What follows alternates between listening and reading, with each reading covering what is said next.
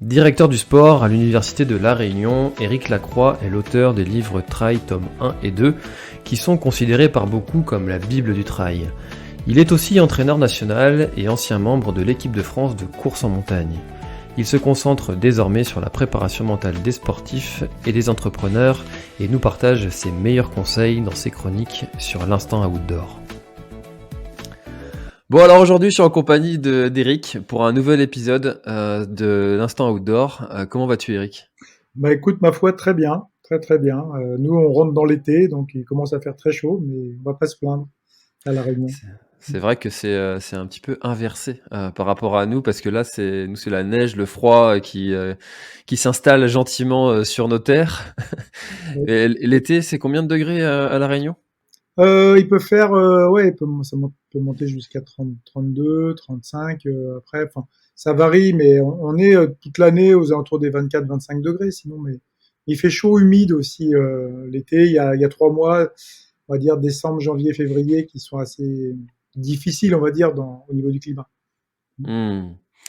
Ouais, c'est sûr que là ça fait envie par rapport à nos 1, 2, 3 degrés que l'on a en ce moment là, ça ça fait un Ça peu préserve rêver. le froid, ça préserve aussi. Dis ça à mes doigts qui ont le syndrome de Raynaud, tu vas voir qu'ils vont pas avoir le même avis.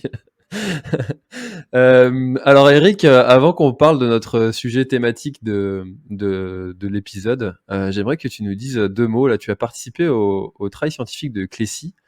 Mhm. Est-ce que tu peux nous dire comment ça s'est passé, quel était l'objectif, et puis juste dire quelques mots sur ce projet-là qui a eu lieu très récemment. C'est vrai que le projet a eu lieu très récemment, mais ça faisait pas mal de temps que Benoît Beauvieux avait l'idée de faire finalement quelque chose, une sorte d'ultra trail expérimental, donc faire des recherches sur une épreuve d'ultra, donc on va dire in situ, c'est-à-dire vraiment prendre les coureurs dans leur environnement et voir finalement faire des recherches en état de fatigue. Donc l'idée, c'était de faire aux environs de 150 km, je crois qu'il y avait 6000 mètres de dénivelé, et une boucle de 26 km, et à chaque boucle de 26 km, il y avait des laboratoires de recherche qui menaient des études qui étaient assez variables en fait, entre les recherches un peu sur la biomécanique, sur l'aspect de la force, sur la fatigue, mais aussi sur le côté, on va dire, un peu plus mental. Il y avait l'Institut du cerveau, notamment, qui travaillait parce qu'il travaillait sur le self-control. Je trouve que c'est intéressant. C'est peut-être aussi le sujet d'aujourd'hui, donc on va relier ça. Et en fait, il y a pas mal de personnes qui nous demandent, oui, quand est-ce qu'on aura les données? Juste leur dire que ça met quand même pas mal de temps à collecter les données. Il faut au moins 6 mois, voire un an avant de pouvoir vraiment sortir déjà des articles indexés et puis après de pouvoir les vulgariser, quoi. Donc, soyez patients. Hmm. Et alors toi, quel a été ton rôle du coup concrètement pendant ce travail? Alors moi, je suis intervenu au congrès parce il y avait 3 jours de congrès. Il y avait un congrès un peu pour tous, on va dire, ouvert à tous. Et il y avait deux journées aussi avec des scientifiques hein, qui travaillent sur des thématiques particulières, notamment, par exemple, le sommeil ou des thématiques qui sont liées à la fatigue. Il y avait pas mal de choses vraiment intéressantes. Moi, je suis intervenu, on va dire, j'ai une version assez holistique de la pratique et Benoît me fait intervenir, c'est vrai, sur ces versants-là, c'est-à-dire que j'essaye d'englober toutes ces thématiques pour faire quelque chose et que c'est du sens en fait à un moment donné. C'est-à-dire que j'ai animé voilà certains ateliers et puis de relier un peu les recherches entre elles parce que le problème souvent c'est que les chercheurs sont dans leur laboratoire à chercher vraiment quelque chose et on n'a pas forcément l'habitude d'être ouvert aussi sur d'autres thématiques. Il faut pouvoir les relier. C'est ce qui, moi, me semble très intéressant pour l'avenir de la pratique, justement, des recherches qui soient un peu plus vastes et s'ouvrir à d'autres champs, on va dire, de recherche. Bah, c'est en tout cas quelque chose que j'essaye modestement de faire à mon niveau sur le podcast, et c'est une idée qui m'a été soufflée par François Castel, qui trouvait intéressant de réunir différents experts de leur sujet et de parler du même thème. Donc là, aujourd'hui, nous, on est sur le thème de l'abandon et des coups de moins bien que l'on peut avoir sur un trail et ultra trail. Mais c'est valable aussi dans n'importe quel sport, hein. Et finalement, ce thème-là, il peut très bien être étudié d'un nutritionniste, d'un physiologiste, d'un préparateur mental. Et finalement, tout ça, c'est aussi à mettre en concordance pour avoir finalement plusieurs solutions. Ouais, c'est l'histoire de prisme où on va dire ça dépend de la vision qu'on peut avoir, mais c'est une sorte de puzzle, voilà, qu'on va mettre en œuvre. Et c'est vrai que c'est intéressant parce que parfois on est un peu bloqué dans certaines recherches qui finalement, on a une vision, c'est très très inconsciente aussi de ce qu'on fait parce qu'on a des routines aussi dans ce qu'on fait, donc on est persuadé, on a des croyances. Et finalement, l'idée, c'est ça, c'est aussi d'amener de nouvelles possibilités, de nouvelles possibilités de penser déjà à la pratique et d'expérimenter aussi de nouvelles pistes. Tu parlais de François Castel, on a discuté pas plus tard qu'avant-hier, puisque Guillaume Millet va rééditer son ouvrage qui date de 10 ans, pour les 10 ans. Et on a discuté, c'était très très enrichissant de discuter avec François Castel, Jean-Claude Banfi et Guillaume Millet pour justement voilà, parler de cette réédition, d'amener des petits éléments nouveaux qui sont par exemple sur l'hypnose ou certaines thématiques qui, voilà, je ne vais pas tout dévoiler, mais qui permettent voilà, de faire avancer aussi.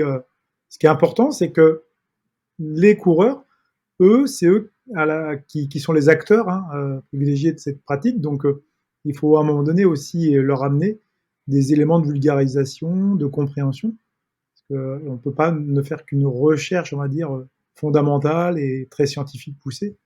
Il faut aussi pouvoir vulgariser. C'est la difficulté que j'évoquais tout à l'heure dans justement Aclécy, sur ce versant de la recherche qui peut parfois aller vers vraiment un côté très scientifique. Et d'un autre côté, il faut pouvoir vulgariser aussi à tous les coureurs.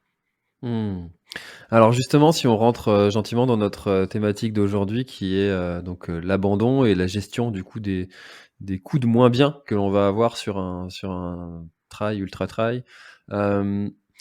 Finalement, ça paraît complètement contre-intuitif tant qu'on l'a pas vécu qu'une forme physique va pouvoir revenir. On dit souvent qu'on touche le fond et on remonte et la forme revient. C'est des cycles. Et tant qu'on l'a pas vécu, on pense que c'est impossible. Comment est-ce que mentalement on peut se surmonter ces moments? Alors, tu as parlé, tu as bien fait d'apporter ce mot, en fait, en deux mots, en fait, le mot contre-intuitif. En fait, on est là sur des recherches, notamment dans l'alimentation aussi, qui parlent de self-control. J'en parlais vaguement tout à l'heure, mais il y a des régions qui, en fait, sont en conflit dans notre cerveau. C'est-à-dire, on a une zone de récompense dans le cerveau primaire, dans le cerveau limbique, le striatum ventral, qui va vraiment, c'est la zone de récompense sur laquelle on va récompenser si on veut manger un hamburger ou du chocolat. Voilà, ça va être vraiment la zone sur laquelle ça va s'allumer à fond. Et puis d'un autre côté, il y a des zones dans le cortex, beaucoup plus au niveau, alors le cortex préfrontal, mais il y a deux zones de cortex ici euh, qui aussi vont travailler là-dessus. Et souvent sont en conflit, c'est-à-dire qu'il y a une zone qui est basée sur le self-control et ça va aussi contrôler les pulsions, les envies, etc. Donc, on va par exemple, je te donne un exemple, ouais, manger du chocolat ou ok c'est bien, mais si on en mange trop, on va être malade et ça peut être mauvais pour la santé. Donc c'est un conflit en fait. C'est ça. Donc on est tout le temps là-dedans. C'est-à-dire qu'à un moment donné, voilà, c'est un peu contre-intuitif, mais finalement, euh, on va se positionner. Alors est-ce qu'on travaille cette zone ou on la travaille pas? Et ça c'est très très important parce qu'il faut la travailler. C'est-à-dire qu'à un moment donné, on peut être amené à faire des choix dans la course, mais il faut aussi se poser la question à un moment donné d'un petit conflit. Mais attention, si d'un seul coup je me mets à accélérer ou je fais j'ai tel comportement, peut-être que ça va amener aussi ça. Donc, faut y penser et faire voilà, c'est cette mise en relation qui peut être aussi un conflit carrément. Tu vois. C'est toujours cette solution de finalement presque de facilité que d'arrêter, ce petit diable qui nous dit, Mmh. «Mais arrête, pourquoi tu fais ça? Qu'est-ce que tu fais là? Tu serais bien mieux dans ton canapé, tu serais mieux ci, tu serais mieux ça» et puis finalement il y a la raison qui fait qu'on est là, qui nous dit: «Mais si, continue, tu C'est pas ça. blessé, les barrières horaires sont encore larges». Et il y a finalement ce conflit entre, on imagine, hein, comme dans Tintin, les 2 petits diables, sur chacune des enfin, le diable et le petit ange sur les épaules. Ouais, c'est ça.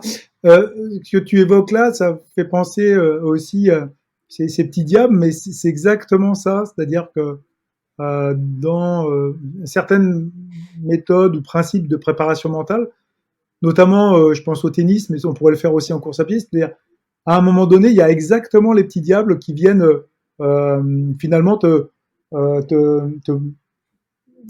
t'inhiber un peu ton geste, te le paralyser un petit peu, t'embêter. Et il faut qu'il y ait aussi les petits anges. Donc, en fait, on parle là de pensée parasite et de pensée parade. C'est-à-dire qu'à un moment donné, on va avoir des pensées parasites. Et derrière ça, si on n'a pas travaillé des pensées parades, justement, il ne va pas y avoir un conflit. C'est-à-dire qu'on va vraiment aller vers les pensées parasites, on va laisser les petits diables s'installer, et finalement, bah, on tend plutôt vers le lâchage, l'abandon et la résignation, quand ne c'est pas au début la rumination, quoi. Dans ce qu'on appelle le mindfulness ou la pleine conscience, on parle, il y a 3 stades. Hein, c'est le premier stade, c'est je rumine. Alors, je sais pas parce que je suis un animal, je suis pas une vache, hein, mais la rumination, c'est vraiment dire putain, qu'est-ce que je fous là, quoi. Enfin, je pense que là, de nos auditeurs, la plupart qui courent, l'ont eu, et c'est tout à fait normal. C'est putain, mais qu'est-ce que je suis venu foutre dans cette galère, j'en ai marre, ceci et voilà. Donc ça, c'est le premier stade. Le deuxième stade, c'est l'évitement, mais dire bon, ouais, bon, allez, c'est ça, mais ça va passer. Euh, ouais, je vais faire autre chose, ça va passer. Mais l'évitement, ça marche pas tout le temps parce que la douleur, elle va revenir. Hein, elle.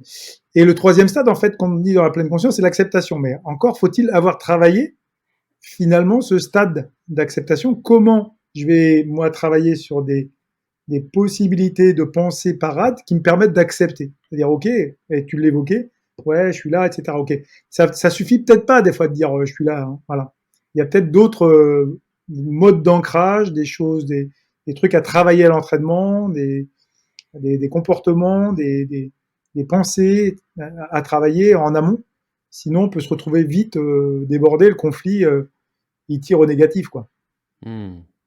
Et alors qu'est-ce qui fait que certaines personnes vont avoir plus tendance à l'abandon que d'autres? On a tous autour de nous des gens qui vont, être plutôt facilement, influençables pour, choisir un petit peu la facilité de l'abandon, hein, si je peux me permettre, de dire que c'est de la facilité parce que derrière après psychologiquement c'est parfois difficile.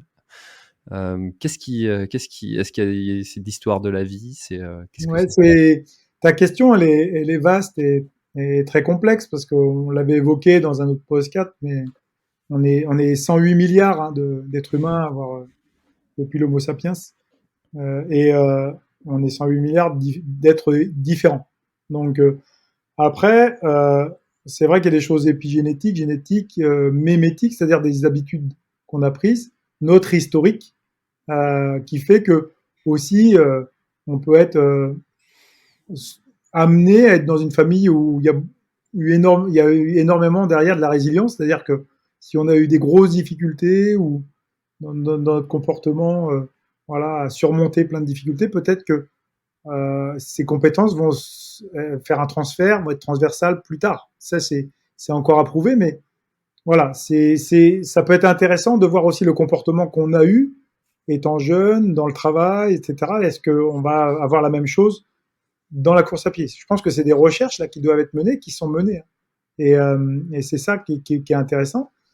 Mais c'est vrai que l'abandon, c'est délicat, c'est difficile parce que il est multifactoriel. Euh, Ça peut être dû vraiment à une blessure. Ça peut être vraiment dû à quelque chose d'une douleur terrible parce qu'il y a des problèmes intestinaux et vraiment c'est très factuel, comme des problèmes psychologiques aussi, où voilà, c'est une interprétation de la douleur aussi. Donc c'est là où c'est difficile entre la barrière justement de quelque chose de très factuel, vraiment c'est ça, et puis le degré de perception de la souffrance et de la douleur de la personne. Moi je pense que c'est ça qui est intéressant, et tu fais bien de le mentionner, c'est-à-dire qu'il y en a qui vont aller très loin dans cette possibilité. On a vu des coureurs finir avec un pied cassé. On a vu Kylian Jornet une année aux États-Unis avec le bras dans le plâtre. Voilà, enfin, des personnes terminées avec des blessures terribles. Quand d'autres, un petit truc, voilà, au bout du 60e kilomètre, j'ai mal un petit peu au mollet, ça me fait des crampes, j'arrête quoi. Donc voilà, c'est justement, je pense que pour moi c'est intéressant parce que c'est justement une compétence transversale à travailler dans l'ultra. Et si on n'est pas à même d'avoir compris que l'ultra, à un moment donné, on allait passer par la douleur, par la souffrance, faut pas faire ce sport, quoi. Je pense que voilà, où on va aller la chercher différemment. C'est-à-dire que c'est une douleur, une souffrance qui perdure, qui est longue, qui en plus, avec des va-et-vient, je l'évoquais tout à l'heure, on va se retrouver dans des positions, enfin, des situations où parfois ça va aller, puis des fois où on est au fond du trou, mais on peut se dire que ça va revenir, quoi, et ça revient. Mais c'est là où c'est intéressant, justement, c'est de dire qu'à un moment donné, la spécificité de l'ultra trail, notamment sur les 100 miles, voilà, il y a un degré quand même de douleur et de souffrance à pouvoir accepter. Hmm. Sinon, on ne fait pas cette épreuve, quoi. Non, c'est ce que je me suis dit pour la TDS. Je me suis dit ça et je me l'étais jamais dit avant. C'est si t'arrêtes parce que c'est dur, fallait pas venir. Mhm. Parce que tu le Ouais. sais très bien que ça va être dur. Tu le sais très bien que tu vas avoir mal. Donc si tu arrêtes pour cette raison-là, bah, ça n'avait rien de venir parce que on le savait déjà avant que ça allait être dur et que t'allais avoir mal. Pour autant, on entend souvent des personnes qui vont abandonner dire là ça sert plus à rien, je prends plus de plaisir. Mhm. Euh, Là encore c'est pareil, le plaisir Ouais. il est il est tout relatif. Quel est le plaisir dans la souffrance? Ouais. Le plaisir, en fait, c'est vrai que c'est un mot qui est employé et qu'il faudrait vraiment définir parce que il va bien plus loin que cette notion de plaisir immédiat. En fait, on n'a pas du tout ça. C'est-à-dire que dans la philosophie, par exemple, indienne, c'est une des premières choses, ils disent le karma, enfin, mais c'est pas que le karma comme on le souhaite, comme on le dit, c'est vraiment la première chose, c'est-à-dire on va aller chercher du plaisir. Mais en fait, d'aller plaisir, c'est chercher une sorte de bonheur. En fait. C'est-à-dire qu'on va se complaire à faire quelque chose, soit on va faire de la musique, on va faire du sport, et on va aller chercher finalement à grandir dans ce sport. C'est ça en fait. Je pense que les gens, ce qu'ils veulent dire, c'est ça. C'est-à-dire que je vais grandir finalement en faisant une épreuve, je vais me mettre en un projet, le chemin pour y parvenir va me faire grandir en fait. C'est ça.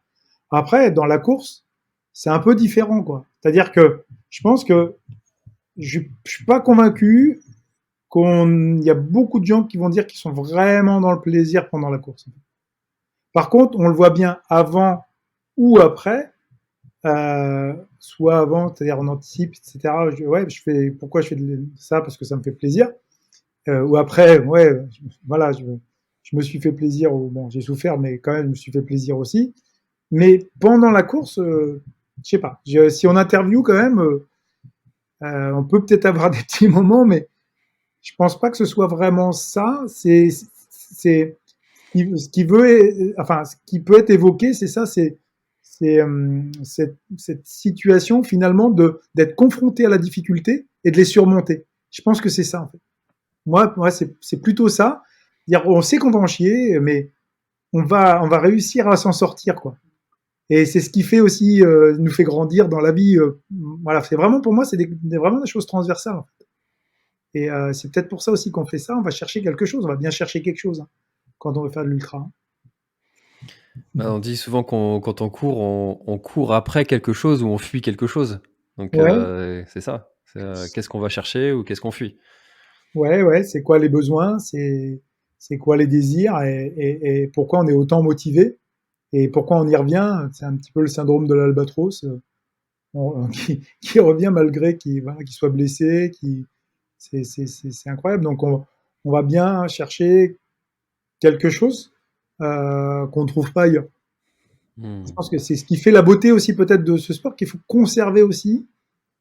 À mon avis, il faut se battre et conserver certaines valeurs parce que il- enfin, j'y pensais encore même ce matin en courant, quoi.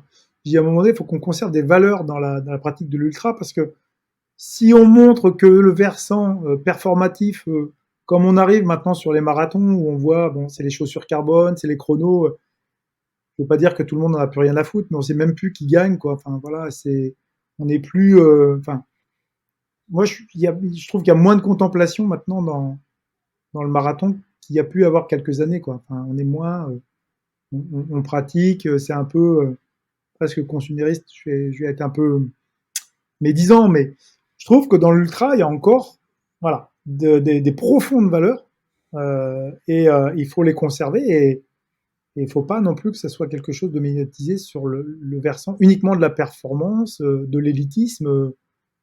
Non, c'est des valeurs profondes de résilience, effectivement aussi de contemplation, un peu hédonique, de lien social. Quand bien même on peut chercher un peu de perf, mais voilà, je trouve que c'est un super sport pour ça, quoi. Mmh. Et Mm. c'est vrai que pour revenir ce que tu disais concernant le plaisir pendant, quand j'étais à Rocheplate, là, sur la diagonale et puis que j'ai vu les athlètes, élites arriver et qui faisaient une chaleur, pas possible, je confirme qu'il y avait pas beaucoup de plaisir dans leurs yeux, hein. C'était assez mais pourtant, ils ne lâchaient rien, quoi. Ils étaient là et bien là, quoi. C'était beau à voir ça aussi. Ouais, C'est cette forme de résilience, en fait, voilà, je suis dans la difficulté, mais je continue quand même, quoi. Je fais ce qu'il faut pour que ça passe le mieux possible. Mmh, alors mentalement, qu'est-ce que c'est que ces choses-là qui peuvent faire en sorte que ça passe le mieux possible? bah en fait, c'est se dire que finalement, c'est le mot qu'on évoquait tout à l'heure, c'est-à-dire d'aller chercher l'acceptation c'est-à-dire que c'est toujours facile à dire, mais on a choisi à un moment donné de faire ce genre d'épreuve, donc on va accepter aussi que bah, va falloir déjà s'entraîner, va falloir mettre en place des stratégies pour justement éviter trop de souffrance et pouvoir aller au bout. C'est ça en fait.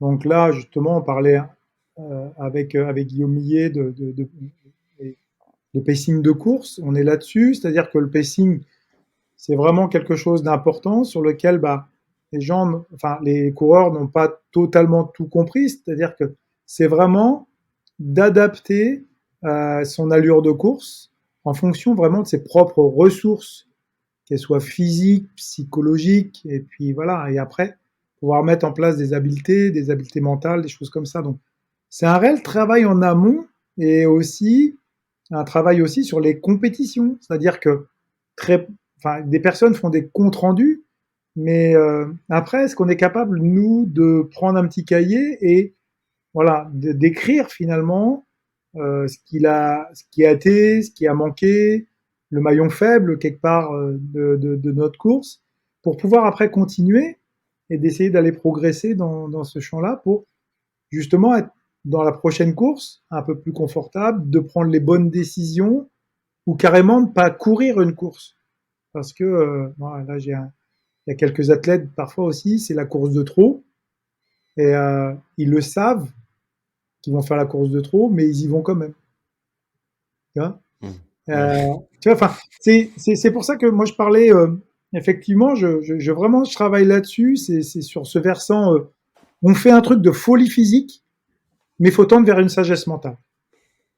Voilà, pour moi, c'est ça l'ultra. L'ultra distance, c'est ça. On fait un truc de malade, mais c'est super intéressant parce qu'on va développer Voilà, on va tendre vers une grande sagesse mentale. Je trouve ça génial. Voilà, c'est que vraiment on grandit énormément. Donc c'est un énorme paradoxe quoi cette épreuve. Où tout le monde dit ah mais j'entendais parfois sur d'autres podcasts ou dans des interventions de personnes qui interviennent sur ça. D'ailleurs c'est aussi Guillaume qui intervenait sur un congrès. La personne elle dit mais ils sont complètement cons à faire ça. Je trouve ça voilà ils détruisent la santé etc. Et Guillaume disait bah non au contraire non non ils se mettent dans un processus de santé et c'est pas plus ils s'entraînent peut-être moins que certains coureurs qui font du marathon. Il y a des coureurs du marathon, ils vont s'entraîner à haut niveau, à 200 km la semaine, même à plus petit niveau, ils vont s'entraîner énormément. Et effectivement, nous, on va faire 160 km en course, mais voilà, c'est parfois un petit peu plus raisonnable Hmm. dans le quotidien. Donc, tout ça, c'est des choses à mettre vraiment en équation. Et je crois que c'est une discipline, j'ai évoqué la dernière fois, euh, à part entière et presque entièrement à part. Mais je crois que voilà, l'ultra trail, c'est vraiment une discipline qui n'a rien à voir avec les autres. Ah, c'est vrai que on parle de course à pied, on parle de trail, mais finalement, entre un trail qui va faire 5-10 km et puis un ultra trail, ça Oui, demande absolument pas les mêmes compétences mentales, les mêmes compétences physiologiques, les mêmes compétences de connaissance de soi, de son matériel. Beaucoup aiment dire que c'est un autre sport, donc forcément que ça va demander des compétences différentes. ouais, puis si tu veux, après, c'est un petit peu des statistiques et des statistiques qui finalement amènent. Alors, je sais pas si tu as vu le film Les Finisseurs de la Barclay, mais Si, je l'ai même voilà. vu en ta Ouais, compagnie. ouais, oui, c'est vrai. Mais à un moment donné, il dit, j'ai trouvé ça intéressant, c'est-à-dire, il a provoqué une sorte d'effort qui est humainement possible, mais presque inhumain. C'est-à-dire qu'il est sur une limite, c'est-à-dire voilà, des 200 km à faire en 60 heures dans un environnement monstrueux et des conditions monstrueuses aussi de froid, de brouillard, et avec un dénivelé mortel et puis un endroit où on n'a pas envie forcément d'y aller pour les vacances. Et donc il dit c'est ça en fait. Donc on n'est pas loin, c'est-à-dire que le format par exemple 160 km, bah ça, on n'est pas loin de ce format-là. C'est-à-dire que on est sur des limites, voilà, que ce soit l'ultra trail du Mont Blanc ou au Grand Raid ou d'autres sur le 100 miles, on est sur des borderlines là-dessus, sur la capacité en fait de l'humain à pouvoir courir aussi longtemps, parce que ça reste quand même une course en ligne. C'est pas une course par étapes, c'est une course en ligne, donc la fatigue elle se cumule. Mais après, en fait, c'est se dire que, je dis moi aussi à chacun son extrême, c'est-à-dire que pour une personne au début, ça va être 50 bornes qui va être une sorte d'ultra, quoi, parce qu'elle n'est pas habituée, etc. Mais après, avec le temps et la capacité de l'organisme, si on s'entraîne bien et sur pas mal d'années, on peut réussir à faire 160. Mais on voit qu'on est, voilà, c'est une personne sur trois qui abandonne. Voilà, il y a toujours ce petit côté. C'est ce qui fait la beauté. Encore une fois, j'y reviens et parce que tout n'est pas gagné dès le départ, comme un marathon, on peut quand même le finir, on va dire, plus facilement, quoi. Mmh. Et alors justement quand on est, une fois j'ai été confronté, à ce cas-là. J'étais là pour couvrir, l'événement, c'était le Bretagne Ultra Trail et du coup j'étais au ravitaillement et je voyais les presque derniers, des fois qui abandonnaient, des fois qui repartaient mais, hem, j'en ai un en tête où il était pas blessé, il avait encore la barrière horaire qui était, il avait encore du temps pour repartir et il a arrêté. Et j'ai discuté avec lui et honnêtement, je me suis retrouvé un peu dans l'impasse de savoir quoi lui dire exactement pour l'inciter à repartir. Parce qu'il pouvait le faire, mais sauf qu'il a arrêté. Et j'ai pas trouvé les mots pour le faire repartir. Qu'est-ce qu'on peut dire à un coureur dans cette situation-là? Est-ce que toi, c'est une situation dans laquelle tu t'es déjà retrouvé confronté? Je crois que justement, c'est là où le degré d'intervention, il faut être très vigilant. C'est un peu comme dans l'accompagnement mental, c'est-à-dire que attention de donner des phrases qui pourraient être passées comme des injonctions où finalement On peut pas se mettre à la place du coureur. C'est pas possible. Donc, c'est dire, par exemple, donner son avis ou donner un conseil, etc. On peut, mais quelque part, est-ce que ça va être écouté et entendu? C'est pas sûr. Poser des questions, déjà, c'est aussi peut-être interroger la personne. C'est-à-dire que souvent, si elle a décidé d'abandonner, on aura beau lui donner 10 000 conseils et qu'il est confiant, voilà. S'il n'a pas fait ce travail-là personnellement, ça va être dur de l'accompagner, en fait. Et toi, tu te retrouves à un moment donné dans cette petite période, cette petite fenêtre, où t'en sais rien, peut-être pendant des heures et des heures, il a ruminé, quoi. Donc, est-ce qu'il y a un déclencheur, un élément déclencheur? Bah, s'il n'y a pas eu du travail de fait en amont, voilà, c'est la prophétie auto-réalisatrice, comme on dit, c'est-à-dire qu'il s'est mis dans une situation dans laquelle, pour lui, il allait abandonner, c'était sûr, quoi. Et il se met de plus dans cette peau-là. Donc, à un moment donné, qu'on soit Dieu ou, ou quelqu'un qui est le grand sauveur, non, non, je crois qu'il y a et c'est ça l'intérêt, c'est qu'il y a un gros travail individuel à faire dans l'abandon. C'est-à-dire que c'est un travail personnel. On ne peut pas se mettre à la place de quelqu'un dans sa souffrance, dans sa douleur, dans son degré. C'est ce qu'on demande aussi, justement, dans la pratique, c'est de travailler là-dessus. Sinon, on va partir sur des choses où on va donner des choses extérieures. Donc, bah, après, c'est quoi? C'est du dopage cérébral, c'est du dopage tout court.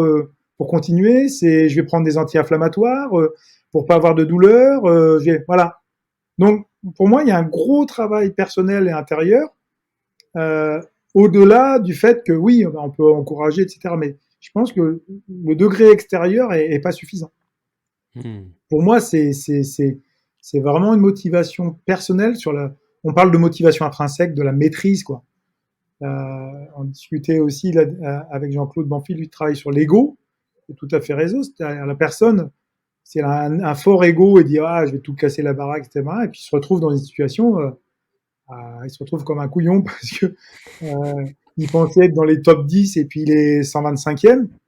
Voilà, il peut avoir une blessure qui arrive comme ça. Tiens, c'est bizarre. Tu vois, enfin, d'un seul coup. Comme quoi, le cerveau peut construire un monde imaginaire de folie, quoi. Donc, on est dans un monde d'illusions. Donc, on peut se créer aussi un monde imaginaire. Donc, l'imaginaire, par exemple, est aussi intéressant, mais il faut se le construire. C'est pas l'autre personne qui va le construire. C'est toi, à un moment donné, ton cerveau qui va le construire. Donc, est-ce que ça a été fait? Faut pas l'inventer le jour même. Hein. Je crois qu'il y a un travail à faire. Et avec certains individus plus que d'autres. Il y a des personnes qui, génétiquement, épigénétiquement, ils disent on dit, il y a des personnes, putain, il a un super mental. Voilà. C'est pas comment le définir, mais il y en a qui arrivent à terminer, qui ne posent jamais de questions, quoi, presque. C'est même fatigant. Mais justement, c'est là où c'est intéressant, c'est de trouver à un moment son maillon faible sur lequel on va travailler, et ce qui permet aussi, je pense, d'avoir à faire un réel travail aussi sur soi et dans sa vie aussi personnelle. C'est ça que je veux dire, c'est que ça va plus loin que l'ultra pour moi. En développant certaines compétences, on va aussi les développer on voit, hein, enfin, personnellement, j'ai eu à le vivre plusieurs fois, c'est que quand on a une difficulté après dans sa propre vie, on va se dire que la vie est un ultra et que on prend les choses les unes après les autres, on les relativise, on les met en perspective, et puis on fait, on avance et je trouve que je te rejoins vraiment sur ce côté, ce qu'on développe en ultra, ça se transpose dans la vie de tous les jours. C'est évident, que ce soit dans la santé, dans le travail, dans tous ces sujets-là, ça se transpose évidemment. Ouais, c'est aussi peut-être aussi ce qu'on vient chercher, ce qu'on ne retrouve pas, c'est-à-dire qu'on va aller chercher à développer des compétences qu'on ne trouve peut-être plus dans la société ou dans certains secteurs. Donc là, on va vraiment aller le chercher. En fait. Parce que on se retrouve seul, à poil, hein, on va dire, enfin, on se retrouve au 100e kilomètre, il en reste 60, il n'y a que nous qui pouvons régler le problème. Hein. personne d'autre peut le faire à notre place. Si on est en énorme difficulté, voilà, je trouve fabuleux, voilà, de pouvoir justement en sortir grandi, de pouvoir déceler l'erreur, etc. Quand bien même derrière il y a un arrêt ou un abandon, c'est pas une lâcheté, c'est c'est d'analyser derrière justement pourquoi il y a entre guillemets on appelle cet échec, pourquoi est-ce qu'il y a une erreur derrière, voilà, est-ce que j'ai suffisamment travaillé dans ce secteur-là, bah, justement, tant mieux. C'est un secteur encore à développer parce que je n'ai pas encore vraiment travaillé là-dessus. Mmh. Alors justement, j'allais y venir à ce sujet de l'après, une fois qu'on a abandonné. Et personnellement, j'ai jamais abandonné une course, donc je connais pas cet après, et je dois même dire que cet après m'angoisse presque, de si jamais un jour ça arrive. Et et comment, surmonter ça concrètement? Donc, tu viens de nous donner quelques bribes en disant qu'on analyse le pourquoi et qu'est-ce que j'aurais pu faire de différent, pour que ça ne se reproduise plus. Mais pourtant certaines personnes ne s'en remettent, pas. Ouais. Est-ce que quelque part, moi je pose une question, est-ce qu'il n'y a pas le regard des autres en priorité? Ah, c'est évident que ça joue, surtout à l'ère des réseaux sociaux et de C'est ça, la médiatisation qui commence à arriver sur ce sport, et que du coup la famille, les collègues de travail commencent à connaître, ce sport-là. c'est ça. Forcément que le regard de l'autre va rentrer en considération. Est-ce qu'on ne se construit pas justement par rapport au regard des autres? Et c'est là où je voulais justement, j'intervenais tout à l'heure par rapport au fait de se construire soi-même. Être soi-même, ça demande un énorme travail. C'est-à-dire que si on est en accord finalement avec ce qu'on est et ce qu'on fait, bah, on va peut-être plus accepter à un moment donné que là, on va s'arrêter parce qu'on va pas aller au-delà d'une blessure grave ou quelque chose qui peut nuire après, en fait, dans son travail ou pour sa santé. Donc, mais généralement, c'est bien souvent justement une part d'ego et du regard des autres qui peut polluer aussi. Voilà, donc il y a aussi un travail dans l'accompagnement mental là-dessus, c'est-à-dire que c'est le regard des autres qui compte quand je pratique ou voilà, faut vraiment avoir résolu certaines choses en amont quand on veut pratiquer. C'est-à-dire qu'on ne peut pas partir et avoir finalement que cette motivation, ce qu'on appelle extrinsèque, c'est-à-dire voilà, c'est la médaille, c'est le paraître aux yeux des autres et je suis le meilleur ou parce que j'ai terminé. Euh, non, le chemin pour y parvenir, il est vachement intéressant aussi. Et là, on est vraiment sur une motivation intrinsèque, c'est-à-dire on fait tous partie de la même famille et on a tous conscience que c'est dur. Donc voilà, on va accepter que quelqu'un arrête parce qu'il est dans la difficulté. Et puis la prochaine course, peut-être que ça ira mieux. Il va essayer de, voilà, de, Sur Surtout que quand on voit justement les comptes rendus de ceux qui ont abandonné, et puis que tu regardes les commentaires qu'il y a sous l'abandon, enfin sous le compte rendu, c'est jamais malveillant et tout le monde comprend en fait, et en fait ça se passe très bien du point de vue du regard des autres.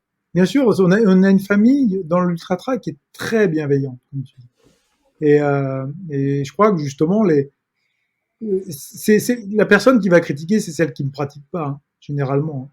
C'est celle qui va être en dehors du système et qui va le faire de façon anonyme. Parce que, voilà, avoir le courage de critiquer quelqu'un, euh, voilà, parce qu'il a abandonné, quand on n'a pas pratiqué, on va dire, les vertus sont quand même très éloignées d'une certaine sincérité, d'une certaine nuance. Et voilà. Donc, ce qu'il est important, c'est vraiment ce travail avec soi-même et aussi du regard des autres.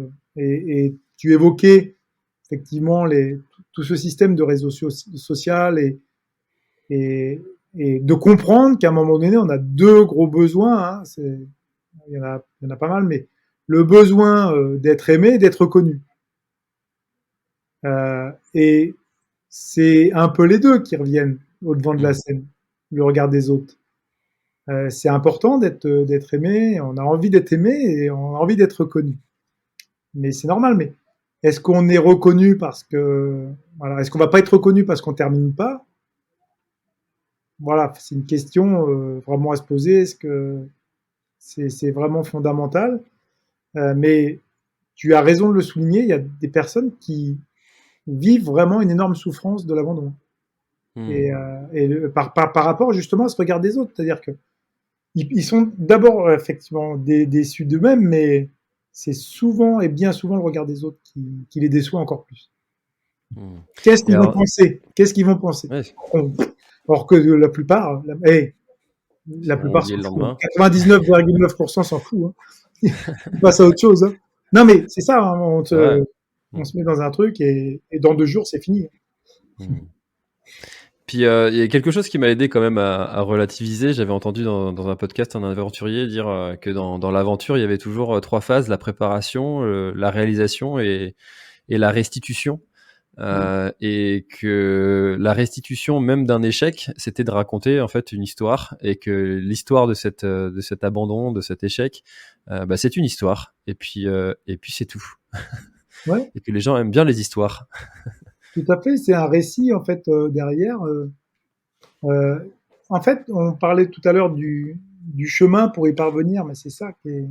Enfin, moi, je mets vraiment ça en avant, en évidence. C'est-à-dire que il y a un moment donné, j'avais une petite phrase de Sébastien Camus. J'aimais bien quand il disait je pars pour une grande balade de 160 km, quoi. Mm. Voilà, après, bah, je trouve ça très bien. C'est vraiment ça, quoi. Il va y avoir des choses, et tu parles d'aventure, d'histoire.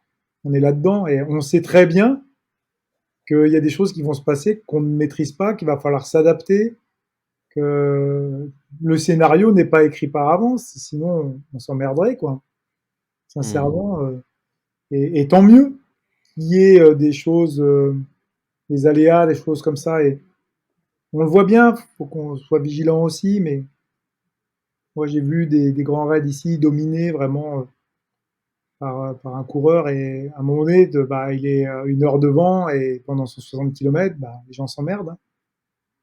Non, mais faut être honnête, mais c'est vrai. Mais tant mieux pour, je veux dire, c'est fabuleux, etc. Mais on aime l'histoire, on aime certains scénarios, on aime bien que ça reste une compétition, qu'il y ait un petit peu de bagarre, qu'il y ait de l'entraide, qu'il y ait des histoires personnelles, voilà, c'est ça aussi, c'est ce qui fait. On est sur un loisir quand même. Hein. On Mm. reste quand C'est même sur Gilles du. Bertrand qui parle de ça quand il est au ravitaillement et qu'il a hâte de voir qui va arriver devant et qui regarde pas en fait tous C'est les ça, suivis live, etc. Et que comme ça fait partie la surprise. de l'histoire, la surprise. Mm. Non, c'est Certains beau. parlent d'une tranche de vie aussi, hein, qu'un ultra, c'est une tranche de vie. Bah C'est oui, voilà qui revient. sinon on s'emmerderait en fait si effectivement il y a toujours des favoris, on va en parler en amont de la course, on fait voilà, il y a 20 favoris pour cette course, etc. Une fois que la course est lancée, voilà, on n'en parle plus. Hein. C'est-à-dire qu'il y en a 2 devant et on n'en parle plus du tout des autres, quoi. Donc non, mais c'est assez amusant. On regarde ça, mais c'est toujours les mêmes scénarios, quoi. Mm. Ce que je veux dire par là, c'est que il y a toujours on va dire un héros, tu vois, sur la diagonale des fous, c'est le roi des fous, la reine des folles, on va dire. Et puis derrière, c'est moi, c'est ce qui m'intéresse, c'est toutes ces personnes moi, qui arrivent. Et tu as bien vu, hein, j'étais sur la ligne d'arrivée le dimanche. J'adore, hein, vraiment Mm. j'adore. C'est ça, ça pleure, ça exulte, ça, c'est voilà, on est vraiment dans la vraie partie de l'ultra trail, quoi. Mm. La vie profonde de l'ultra trail, c'est ça, quoi. On a surmonté, on est survivants entre guillemets, quoi. Ouais, Et c'est j'ai ça. survécu. Il faut conserver ces choses-là. Je pense que c'est fondamental.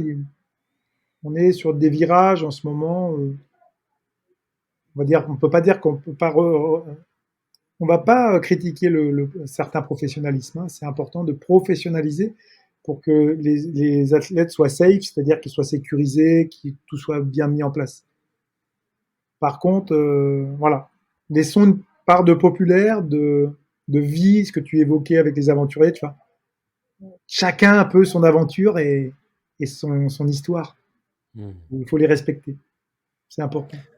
Moi, je pense qu'il y a une chose qui va maintenir cet esprit-là, c'est que, contrairement à un marathon, on peut pas mettre 60 000 personnes sur des sentiers.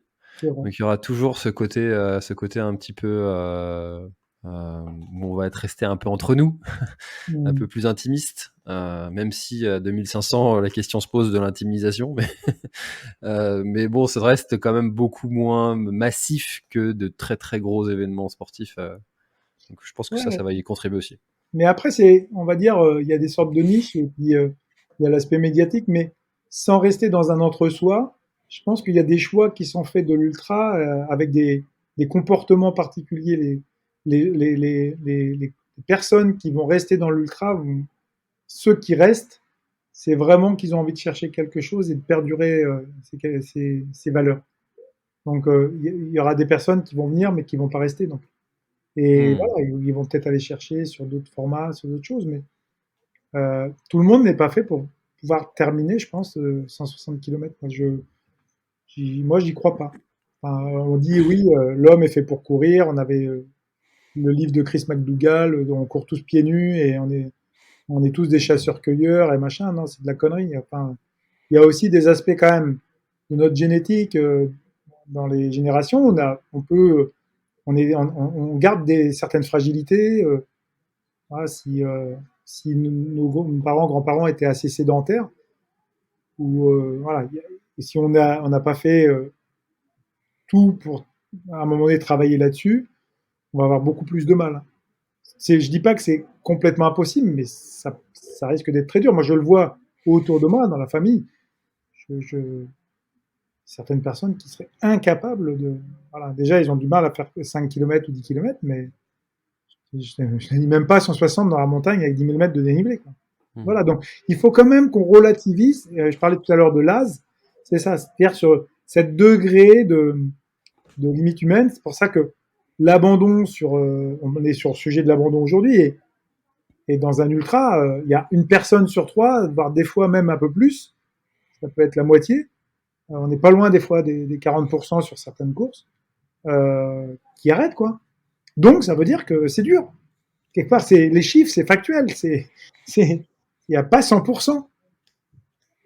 Voilà. Trail de la Terre des Dieux, je crois qu'on était sur les 75%, pas loin, Ouais. en Corse, donc incroyable, incroyable. Après, il y avait une sorte de Il y barrière a horaire, de niveau aussi. on lance une étude là-dessus, c'est-à-dire ça serait bien de faire une étude sociologique sur toutes les courses d'ultra, par exemple les répertoriés, par exemple sur les 100 miles, et de voir vraiment les taux d'abandon. Et voilà, après, on peut isoler, mais on pourrait voir aussi, mais on est sur des chiffres, je pense, pas, les 30. Moi je pense que c'est 1 sur 3 d'abandon, qui Hmm. arrête. Voilà. Ouais, Mais ça fait quand même des chiffres assez importants, hein, sur. 1 Ouais. sur 3, ouais, c'est pas mal. Sur Hein, 3, c'est pas mal, ouais. Ouais. je pense pas que sur 10 km, il y ait ce taux d'abandon, quoi. Ouais. Mm. Hmm. Et sur marathon, Euh, c'est sûr. non, je pense pas non plus. Ouais. Je pense pas non plus qu'on soit 1 sur 3, non, effectivement. Mm. Eric, est-ce que on arrive déjà à plus de 3 quarts d'heure d'échange. Mm. Est-ce qu'il y avait quelque chose que tu aurais aimé ajouter à notre échange dont on n'aurait pas encore parlé? Bah, écoute, non, je pense qu'on était sur ce versant-là, effectivement, de l'abandon qui touche aussi vraiment les fondements, on va dire, philosophiques, sociologiques de la pratique de l'ultra. Je pense qu'à un moment donné, il faut qu'on mette quand même des garde-fous parce que ça pourrait partir aussi un peu en live. Alors, est-ce que c'est bien, pas bien? Je sais pas, en fait, moi, de dire, définir, mais je trouve qu'il y a plein de courants en ce moment qui. Alors, on a des courses. C'est pas du tout une critique négative, hein, c'est juste un constat. C'est-à-dire qu'il y a d'un côté des courses Salomon, à côté des courses FFA, à côté des courses by UTMB, à côté. Enfin, voilà. Il y a plein de niches. Et, et bon, je sais pas, à un moment donné, si c'est bien ou pas. En fait, je n'arrive pas à savoir. C'est-à-dire que, est-ce que c'est bien pour la pratique en elle-même? Est-ce qu'on se perd pas? Je j'ai pas pour l'instant trop d'avis. On va voir par la suite. Je suis jamais moi très pessimiste, hein. Je trouve que c'est bien, tant mieux. Ça permet que les gens aient des capacités de choix et de se mettre justement à faire des choix. Mais j'ai aussi d'un autre côté des doutes sur le fait de savoir définir vraiment notre pratique de trail et d'ultra, quoi. Mmh. C'est ça, j'appréhende un petit peu ces choses-là. Voilà.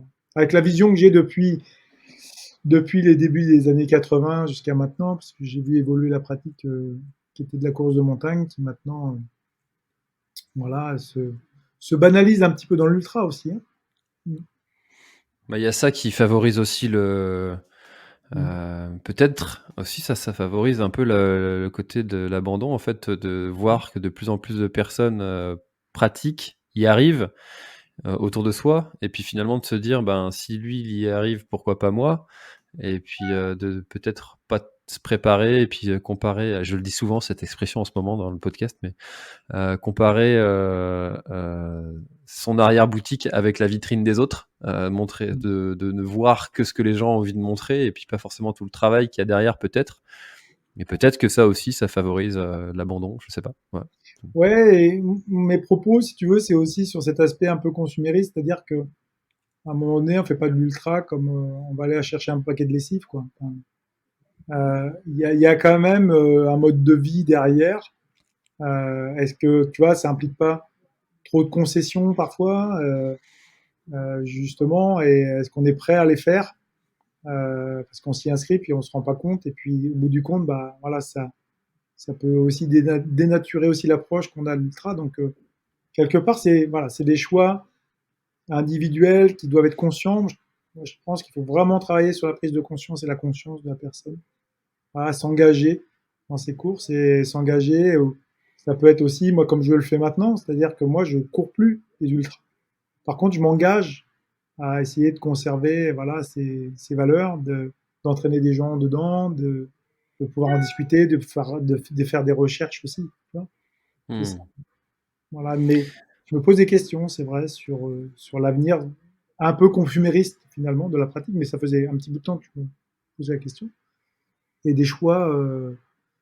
Mais je pense qu'il y a eu quand même des petits retours en arrière. On fait moins peut-être d'ultra dans l'année quand même. Mm. Ça commence à c'est vrai qu'à se, on voit aussi qu'il y a une tendance à prendre plaisir et puis à ne plus avoir honte de faire uniquement, entre guillemets, des épreuves de 50, 60 km. On le voit avec les Golden Trail Series de Salomon, qui eux sont sur un championnat qui est plus court. Donc il y a aussi cette petite évolution qui arrive, et je trouve que c'est une bonne chose en fait de valoriser chacune des distances et puis que chacun puisse aller s'exprimer là où il a envie, Ouais, sans moi forcément aller vers l'ultra. je suis entièrement d'accord avec tes propos et je les conforterai du sens où dès l'instant où ça met la personne dans un processus de santé, et la santé, elle est pas que physique, quoi. Elle est aussi, tu vois, parce que je parlais moi aussi des processus addictifs, on parlait de récompense, de système de récompense tout à l'heure, de, de, de, de self-control, voilà, on est là-dessus, c'est-à-dire qu'à apprendre aussi aux gens, à un moment donné, à pouvoir, tu vois, avoir ce degré de self-control et dire, bah ouais, mais t'as vu, lui, l'athlète de haut niveau, il en fait 6 dans l'année, quoi. Ok, mais Mm. toi, tu bosses, tu fais 40 heures par semaine au travail, tu as une vie de famille avec 2 enfants, enfin, voilà. Et même, quand bien même, même les athlètes de haut niveau ont aussi des vies de famille et ils bossent. Donc c'est ça qui est, voilà. Donc je veux dire, attention à cette exemplarité à tout va du côté élitiste, quoi. Voilà. Mm. Aussi. Mettre un bémol. On est attiré par le spectacle, c'est un spectacle, ok, c'est bien, on est content, mais aussi la pratique pour soi, c'est quoi? Comment on se l'accapare? Voilà. Et donc, les médias et les organisateurs ont aussi leur rôle à jouer. C'est pour ça que je disais ça, c'est-à-dire qu'à un moment donné, c'est aussi le système peut inciter ou pas à mettre dans un processus de santé. Mm. Ouais, Eh ben écoute, merci beaucoup Eric pour cet échange. On a été très large. On a discuté un petit peu comme je l'aime sur ce podcast de sujets transverses. Donc merci beaucoup c'est moi qui pour te ce moment remercie. d'échange. Merci beaucoup. Et ben avec grand plaisir. Et puis à bientôt. À bientôt, François. Et puis, bonne continuation en Bretagne. Bon courage pour le froid. Ouais, merci. Cet épisode est maintenant terminé, merci de l'avoir écouté jusqu'au bout, et si vous êtes encore là, c'est sûrement qu'il vous a plu, alors n'hésitez pas à le faire savoir autour de vous, c'est la meilleure façon de faire connaître le podcast L'Instinct Outdoor Parlez-en, partagez les épisodes. Merci beaucoup pour votre fidélité et à très bientôt dans un prochain épisode.